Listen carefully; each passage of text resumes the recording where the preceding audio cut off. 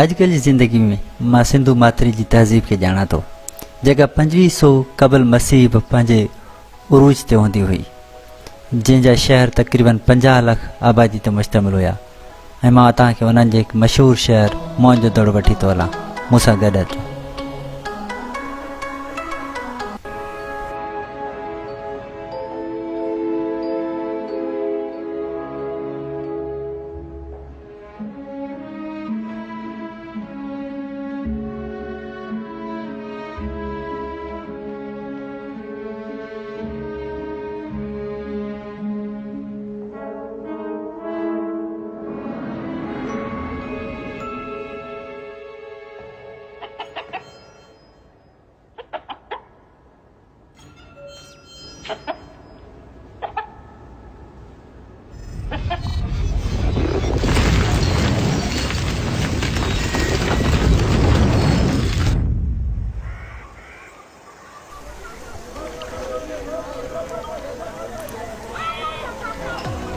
असांखे नाहे ख़बर त हीअ तलाउ कीअं इस्तेमालु कंदा हुआ, पर एतिरी ज़रूरु ख़बर पए थी त हीउ शहर बाक़ाइदा मनसूबाबंदी सां ठहियलु हुया ऐं उन दौर में अञा यूनान वारा वापार जे सांगे सां रुलंदा वतंदा हुआ।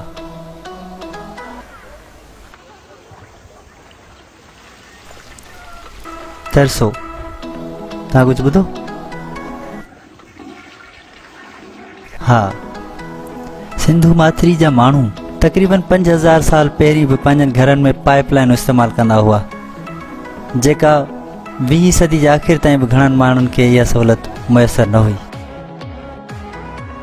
ज़ेरे ज़मीन पाणी जूं लाइनूं, बहितरीनु नेकाल जो सिस्टम, एतिरे ताईं जो उन्हनि जे रंधिणे ताईं बि पाणी जी सहूलियत मौजूदु हूंदी।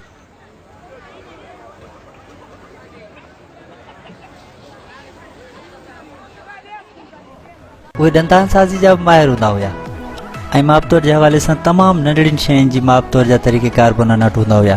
उहे गज़ब जा मुजस्मा साज़ हूंदा हुया, मुजस्मा अहिड़ा ठाहींदा हुया जहिड़ो हू बहू असुलु माण्हू बीठो हुजे। उहे लिखण बि ॼाणींदा हुआ ऐं इमारतुनि ते निशान बि ठाहींदा हुआ, जेके असां अञा ताईं न सम्झी सघिया आहियूं। उहे क़िस्मत आज़माई वारियूं रांदियूं बि खेॾंदा हुआ।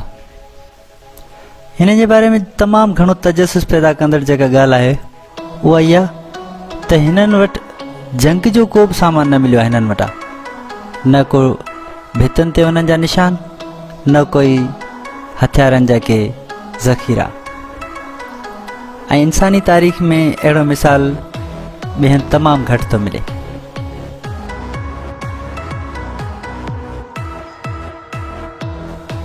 इन्हनि जी छॾियल निशाननि मंझां सही सलामत मिलंदड़ ही मुजस्मो इन ॻाल्हि जी गवाही ॾिए थो त हू बिल्कुलु असां वांगुरु हुया ऐं असां वांगुरु ई रहंदा हुआ।